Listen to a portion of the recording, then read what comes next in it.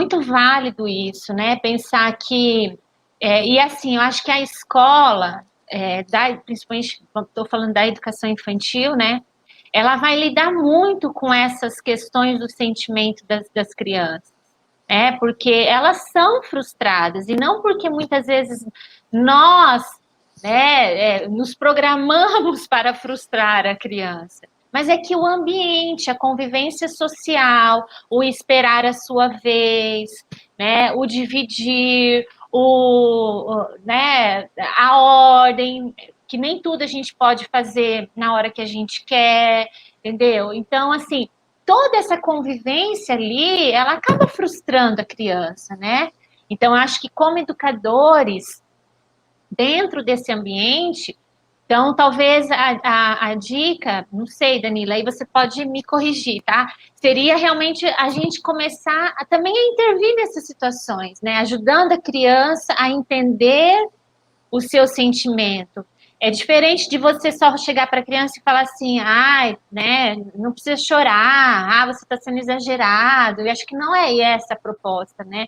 Se a gente pensar, então, numa intervenção que seja contribuir com essa formação da criança, eu acho que seria ajudá-la a identificar ou ir nomeando e trazendo para ela as possibilidades para ela pensar sobre aquilo também, é isso? Exatamente. Você falou sobre a frustração, Gisele, e hoje eu percebo dois extremos. Então, nós temos uma cultura da não frustração. Então, eu não posso frustrar porque isso traz traumas. Eu não sei de onde tiraram essa informação, porque eu nunca li nada a respeito. Nem eu. Ou você tem o outro extremo. Eu preciso ensinar o meu filho a se frustrar a todo custo. E aí você impõe algumas frustrações até desnecessárias. Porque a frustração ela vai aparecer naturalmente no dia a dia da criança. Por exemplo, acabou a hora do parque. Bem, chegou ao fim a hora do parque, a gente tem que deixar o parquinho e voltar para a sala de aula. Isso é uma frustração.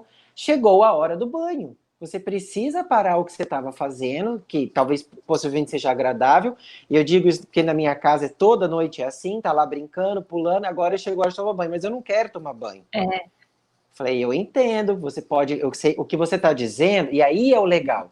O que você está dizendo é que está muito legal brincar, né? E você vai poder brincar mais depois. Só que agora a brincadeira precisa chegar ao fim, porque chegou a hora de tomar banho. Todo mundo tem que tomar banho pelo menos uma vez por dia. Agora, só quero fazer um adendo. Tem gente que me escuta e fala assim, nossa, na casa do psicólogo deve fluir tudo certinho, besteira. Na minha casa eu não sou psicólogo, tá? Na minha casa eu sou pai. E, inclusive, quando o Felipe era um pouquinho mais novo, ele, diante de algumas frustrações, ele sentia raiva, e ele tinha uma reação assim de... E ele gritava. E aquilo a gente achava muito inadequado. E a nossa primeira reação, minha e da minha mulher, era: para com isso, né? Não é assim que se faz.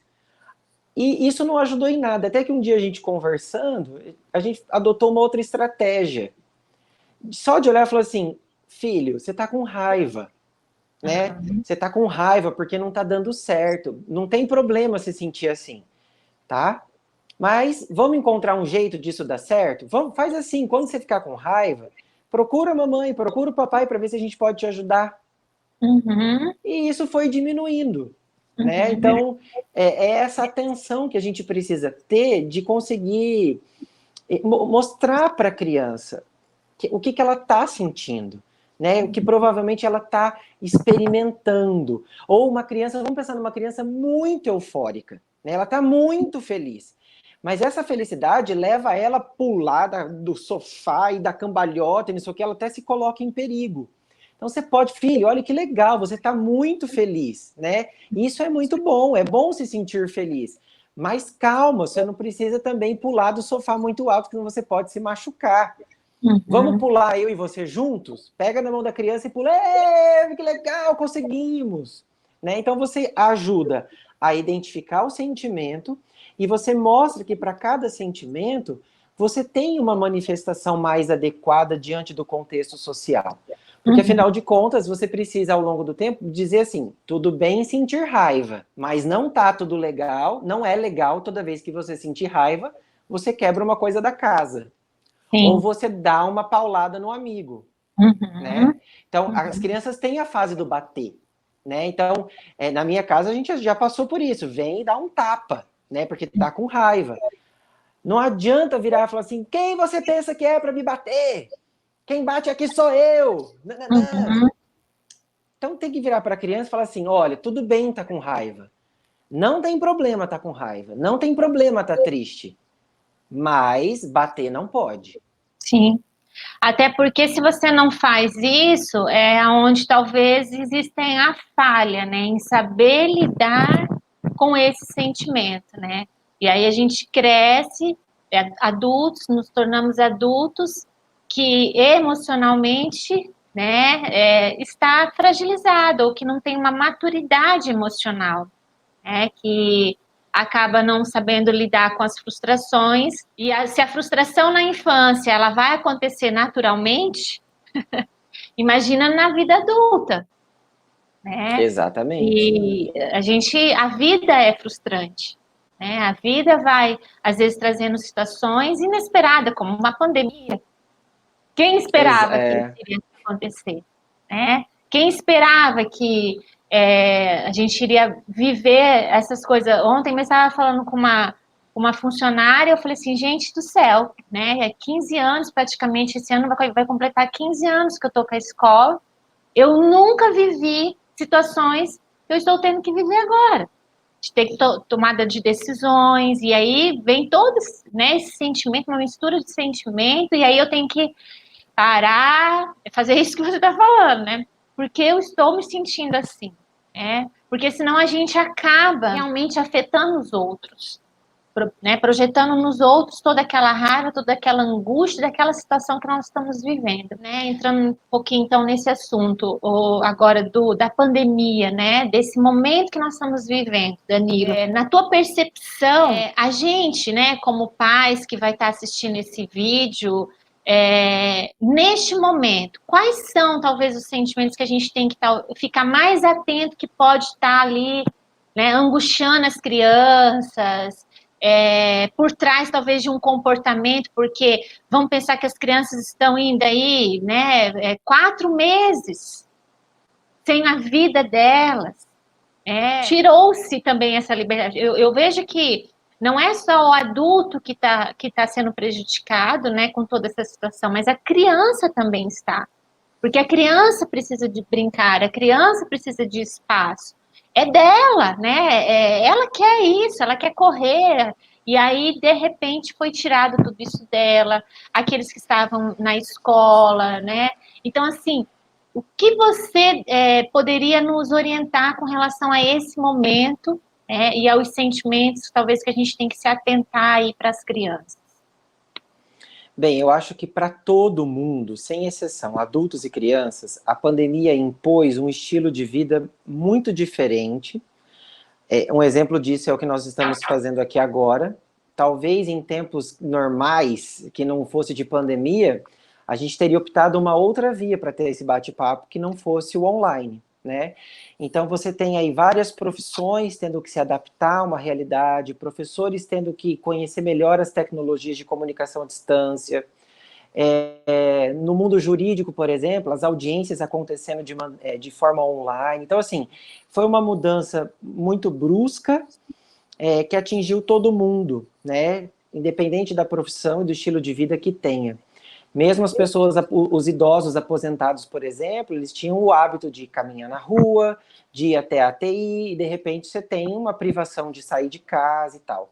Então, diante de muitas novidades, a gente junto com a pandemia, a gente viveu uma infodemia, que é uma epidemia de informações generalizadas. É o tempo todo o WhatsApp piscando, informações que você não sabe mais confiar.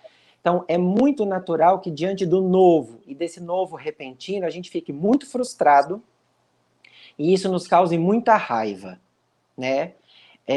Raiva por não estar se adaptando, por não estar dando conta, por querer estar vivendo uma outra situação. Então, a raiva é muito comum, né?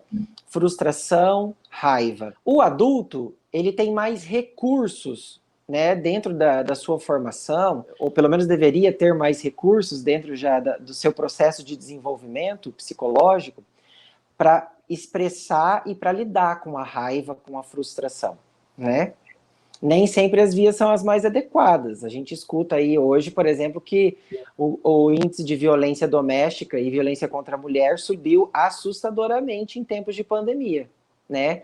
Isso é a raiva, a frustração sendo expressa de uma forma totalmente inadequada e criminosa. Você tem aí alguns casamentos que parecia estar tudo bem. Em tempos de pandemia, a coisa não se sustentou, né? Porque a mudança na convivência também trouxe mudanças para a dinâmica do casal, e aí alguns sentimentos que não foram possíveis lidar, trabalhar, certamente atrapalharam ali aquele relacionamento conjugal de alguma forma. A criança, ela também vai sentir raiva. Raiva por ter perdido o espaço do brincar, raiva por ter perdido o convívio com a professora, e a gente sabe que para a primeira infância, do ensino infantil, da educação infantil, as professoras são figuras de muita referência. Quem aqui não se lembra da sua primeira, segunda, terceira professora, né? Porque essas figuras são muito importantes no imaginário infantil. Então, é perder o contato com essa professora, é perder o espaço escolar, é perder o contato com os amigos, é perder o parque do prédio que não está podendo ser utilizado, muitas vezes é perder o convívio com os avós, porque evita-se esse contato. Então, assim, diante de tantas perdas, a criança vai se sentir frustrada, vai ficar com raiva, e só que ela não vai expressar isso da maneira como o adulto expressa. Ela vai expressar a sua maneira, uma maneira infantilizada. Então, pode ser que ela tenha mais crise de choro, mais crise de irritabilidade, pode ser que o sono da criança fique comprometido, pode ser que o apetite da criança fique comprometido, pode ser que ela ataque mais os pais, pode ser que uma criança que era muito afetuosa, muito carinhosa, comece a apresentar comportamentos de maior hostilidade, inclusive contra os próprios brinquedos, né? Então, uma criança que não quebrava brinquedo, que brincava adequadamente com os seus objetos, de repente os brinquedos estão aparecendo todos quebrados, né? Esse ataque ao objeto é uma forma de manifestar sua raiva, né? Olha, eu tô com raiva. Tá expressando o quão insatisfeita ela tá, né? A gente está vivendo um contexto, e eu tenho escutado muitos pais, os pais estão de home office, mas a criança não entende que o pai em casa está trabalhando. É como se ele não estivesse ali. Então a criança sente raiva. Poxa vida, meu pai está aqui, mas ele não está me dando a atenção que eu gostaria. E pior, ele está me recriminando. Até porque a criança associa o pai em casa a final de semana, a brincadeira, a fazer coisas que de repente, né, foge da rotina. E de repente o pai está ali, mas ao mesmo tempo se ocupando com outras coisas, né? E pior, e no home office, como a gente está num ambiente de trabalho, muito embora esteja dentro de casa, a gente adota aquela postura diferente de quem está em casa relaxando. E a criança percebe isso, né? A criança, ela é como uma esponja. Ela saca as emoções do lugar, né? Ela absorve isso de uma forma quase que visceral. Vou te dar um exemplo. Dentro de um avião, por exemplo, se os pais estão temerosos de fazer aquela viagem aérea e a criança começa a chorar porque também de alguma forma está com medo, a mãe fala, não, filho, calma, vai ficar tudo bem. Mas a mãe, ela está dizendo isso da boca para fora, porque por dentro, ela também, por ela abriu o bocão a chorar igual. A mãe pode fazer uma reza, uma prece, que ela não vai convencer a criança de que está tudo bem. Porque ela está expressando por aqui que está tudo bem. Mas por uma outra via, muito mais visceral, ela está dizendo para a criança, olha, eu também estou apavorada, como você. E a criança absorve isso. A criança, ela como uma esponja, dentro do ambiente, ela saca tudo que está acontecendo, tá? Então, a criança, ela sempre vai expressar da sua maneira. E a gente precisa acolher isso. A gente precisa entender o universo infantil. A gente se esquece de como é que foi ser criança, né? Então, a gente tenta adultificar o ambiente infantil. enquanto a gente é que deveria deixar o lado adulto de lado para entrar naquele universo particular, né? E tentar mostrar para a criança e lembrar, ele está em desenvolvimento.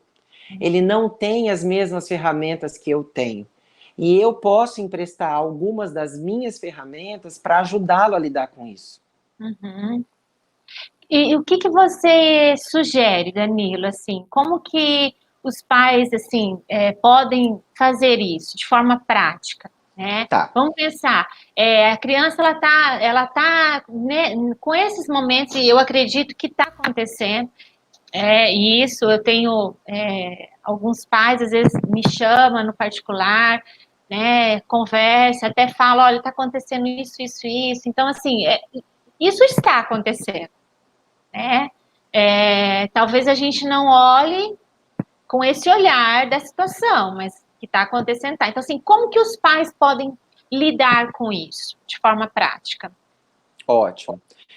Para crianças um pouquinho maiores, vamos pensar em crianças de 5, 6 anos, que já têm condições de assistir a uma televisão por mais tempo, porque já tem um grau de concentração um pouco maior, eu sugiro que assistam em família, façam uma noite do pijama, com balde de pipoca, e sentem todos lá no sofá, aproveitem esse friozinho e assistam aquele filme divertidamente. Ah, ele é ótimo. Aquele filme, ele é mais profundo do que ele parece. Inclusive, ele tem muita base de neurociência. Depois de assistir o filme, imprimam ou comprem, ou sei lá, façam, peguem aqueles personagens, né, daquelas emoções básicas e tenham aquilo, façam fichas daquilo e tenham aquilo à mão, né?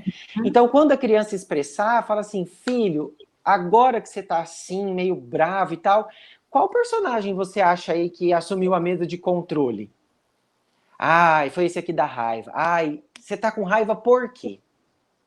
Eu tô com raiva por causa disso, por causa daquilo. Só de falar já dá uma boa ajuda, tá? Só de falar sobre isso já dá uma boa ajuda. Para crianças mais pequenas, você pode também usar as estratégias dos cartões, né? Talvez de uma forma não tão elaborada, né? Você possa usar coisas mais rudimentares, então como cores, né? Ou caretinhas, né? Uma careta incomodada, uma careta feliz e tal. E aí você pode, por exemplo, aí vai de cada casa, né? O que eu estou dizendo aqui não é uma receita de bolo que todo mundo vai fazer e vai dar certo. São estratégias, então eu acho que vale a pena os pais irem testando algumas coisas. Então, por exemplo, pega uma almofada e a criança está com muita raiva, pode falar para a criança, fala, filho, está com muita raiva? Dá um soco nessa almofada aqui, ó. Deixa ela fazer uma descarga motora daquele sentimento, né? É melhor socar a almofada do que socar outra coisa, né? Tá muito feliz, tá muito eufórico. Filho, que bom, você tá muito feliz. Vamos fazer uma dança? Vamos inventar uma dança para isso daqui? E faz a dança da felicidade, a dança da alegria, né? Então, são estratégias que ajudam a criança a descarregar um pouco daquela tensão que o sentimento traz dentro da gente, né? Então, são estratégias, né? O importante dentro da sua estratégia é que o pai se preocupe em proporcionar para a criança a oportunidade dela nomear o que ela está sentindo e dela expressar aquele sentimento de uma maneira socialmente adequada. Se a estratégia do pai e da mãe da família oportunizar essas duas tarefas, já se conseguiu o objetivo principal. Às vezes a criança está lá chorando, então você precisa... Quantas vezes a gente fala para a criança, para de chorar? Claro que tem choro que passa da medida. Mas às vezes a gente precisa falar, chora, filho, chora.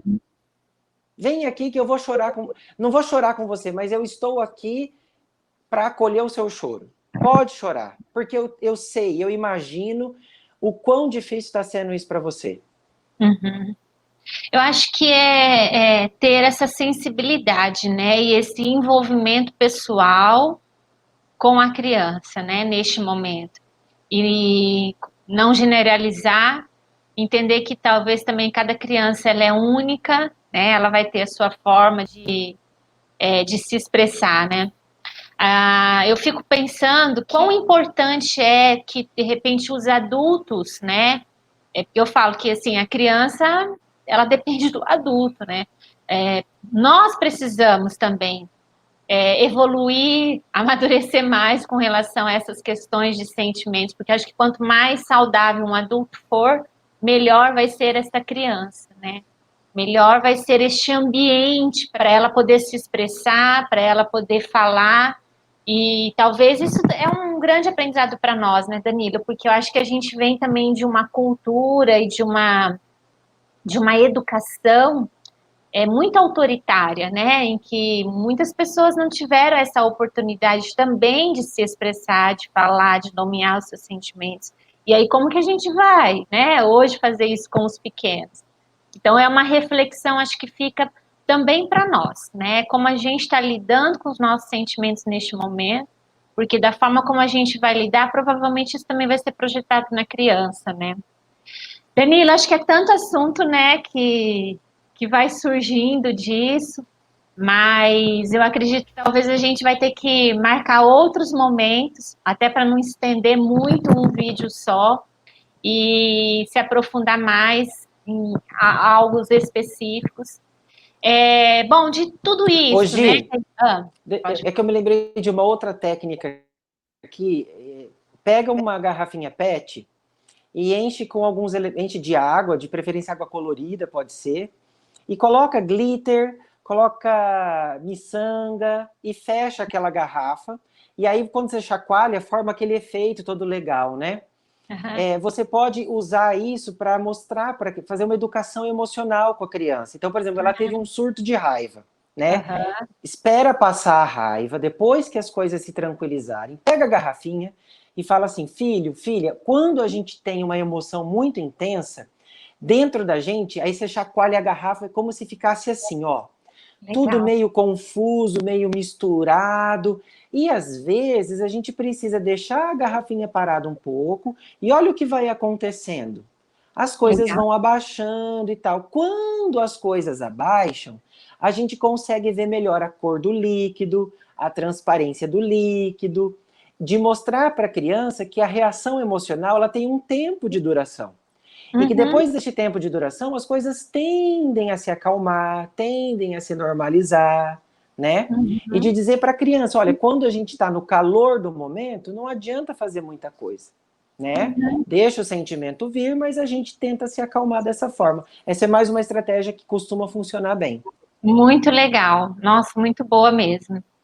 Danilo, pensando assim, de tudo isso que a gente comentou, né, agora nesse tempinho, o que mais, assim, tem alguma coisa que você queira resumir ou para de repente a gente fechar esse tempo, outros momentos a gente fala sobre mais alguma coisa com maior profundidade, né? Você quer resumir ou quer deixar alguma palavra, quer, né, deixar algo para os pais que vão assistir, resumidamente, de tudo isso que a gente falou, ou para os professores? Eu acredito que a gente pode voltar a falar, sabe, Danilo, especificamente para os professores depois, porque eu acredito que nós precisamos, eu já tenho falado isso com as professoras da escola, nós vamos precisar nos preparar para receber essa criança, né, pós-pandemia, a gente já tem conversado sobre algumas coisas, porque essa criança, ela vai voltar totalmente diferente de todas as pausas que houve, né, porque a situação foi diferente, foi uma férias, mas uma férias diferente. Então, a gente também vai ter que preparar, nos preparar para receber essa criança e com Sim. novas construções. Então, eu acredito que esse é um assunto também para depois tratar num outro momento, né?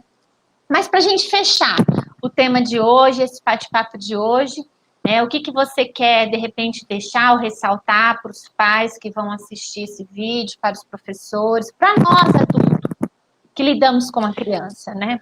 Eu acho que para encerrar, eu queria deixar duas mensagens. Primeiro, ressaltando o que você falou, né, de que como fica bem uma criança quando o adulto que a acompanha também está bem, né? Então, de lembrar que nós somos os adultos da relação. Então, somos nós quem precisamos oferecer para essa criança as melhores condições ambientais, afetivas, emocionais para o bom desenvolvimento deles. A gente precisa oferecer um ambiente suficientemente bom. para que ela possa explorar e desenvolver todas as suas potencialidades humanas. E já que falamos de sentimento, eu queria encerrar dizendo que uma pessoa fica bem, um adulto fica bem, quando ele tem certeza de que ele foi uma criança amada, né? Então, o amor é um sentimento o mais indispensável, porque quando a gente tem a certeza de que nós fomos amados genuinamente, né, a gente tende a ficar bem, a gente sabe enfrentar a vida e as suas dificuldades. Então, o que uma criança precisa é desse amor genuíno de pai e de mãe, né? E que a gente possa se lembrar disso e que se há amor genuíno por essa criança, as outras dificuldades a gente passa por cima e tira de letra. Sim, legal, que bom. Eu só vou então complementar, né, tudo isso que você falou, porque eu acho que é perfeito mesmo. Eu sou uma pessoa cristã, né, então acredito muito na relação com Deus, e a Bíblia fala, né, que o amor, ele completa tudo, né, aliás, ele forma tudo, porque se onde não tiver amor, né, nada vai fazer sentido. E às vezes a gente pode, como adulto, né, que já passou e já viveu muitas situações, talvez a gente pode se relacionar com essa criança com falhas, porque houve falhas na nossa formação.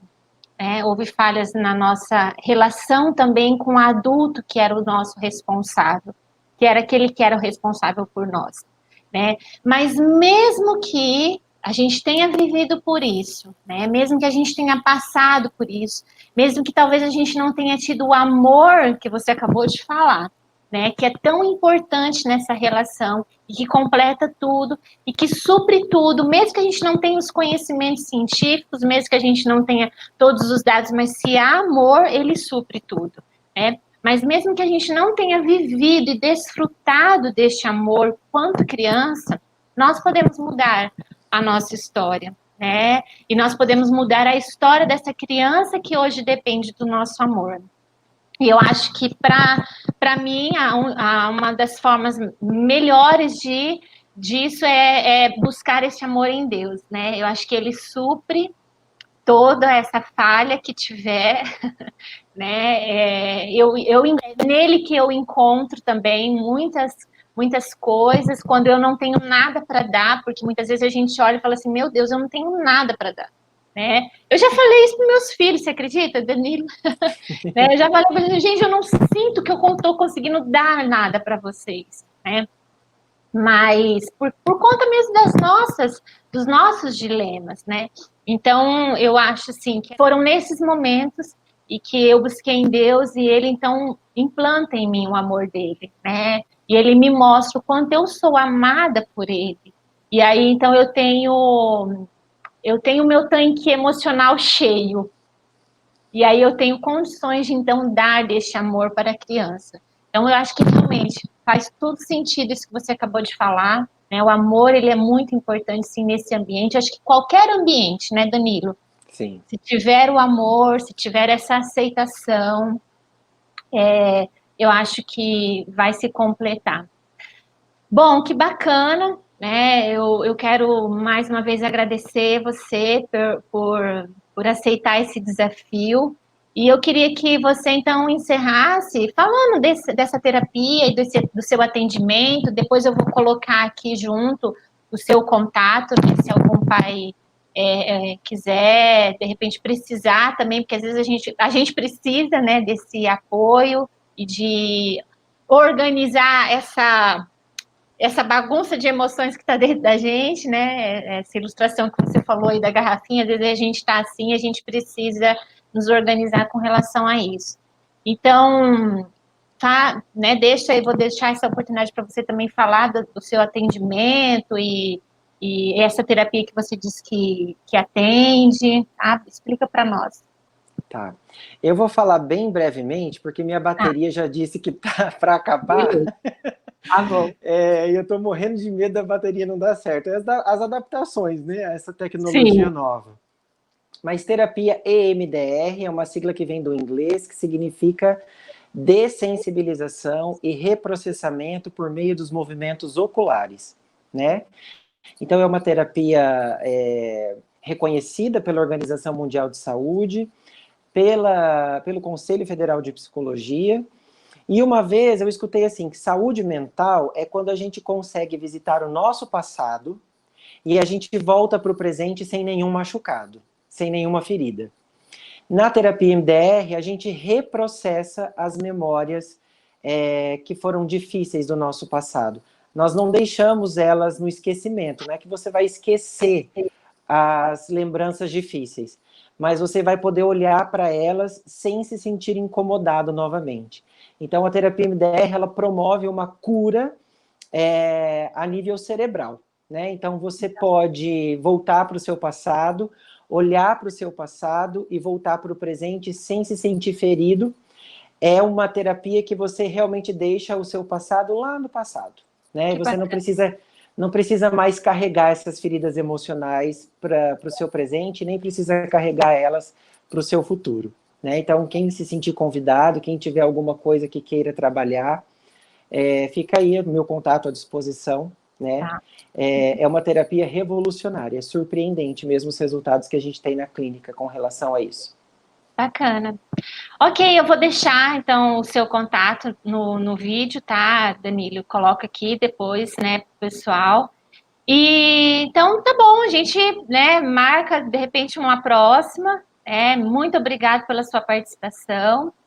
E pais que vão assistir esse vídeo, né, se foi significativo para você, esses assuntos que foram abordados aqui, quero fazer um convite para você compartilhar, levar este conhecimento para outros pais, para outras pessoas, e vamos juntos, né, nessa causa de falar um pouquinho mais sobre a infância e nos preparar melhor para poder atender e dar às crianças aquilo que elas realmente precisam.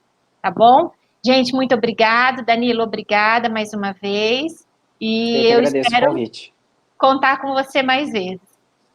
Pode deixar. Estou à disposição. Então tá bom. Tchau, até mais, Tchau, gente. Gia, até mais, um prazer. Até mais, pessoal.